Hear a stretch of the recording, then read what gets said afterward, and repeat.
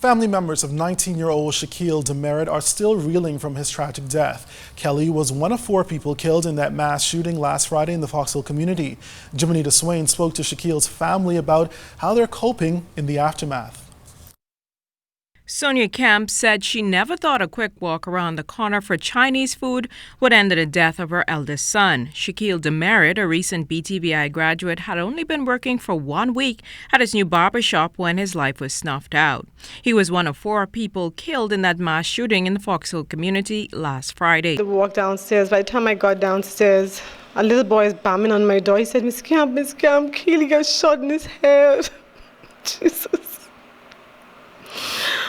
When I ran to the park, met my child on the ground.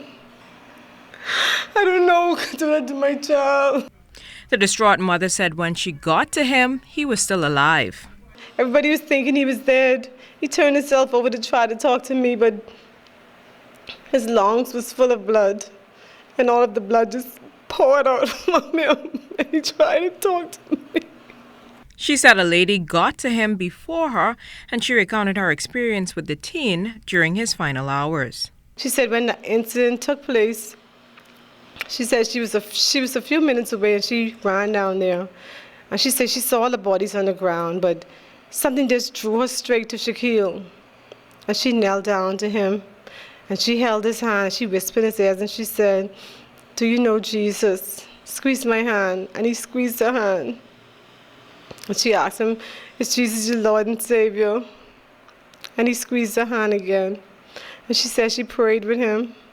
And she patted him on his back, and she told him, just rest, baby, just rest. An emotional father, Michael Kelly, said he left Shaquille 5 minutes before the shooting and was supposed to pick him up 15 minutes later to take him to the movies. He said coping is hard, but something must be done about this crime problem. I think it's time for our government, the people, to stand up and say, hey, enough is enough. We need to deal with these people. Let's get rid of them. I mean, I know the criminals have family, mothers, fathers. They need to tell their children, hey, I know what you're doing, stop. His stepfather, Carl Kemp, said he's fed up with crime. To deal with this vexing situation, we have to put the police back on the streets to stop persons from carrying weapons in their car. We have to come up with plans that people could see that something is happening so that the fears of people will be relieved. Mr. Kemp had these words for those responsible for the incident. I just wanted to say to the person that killed my baby, just turn yourself in.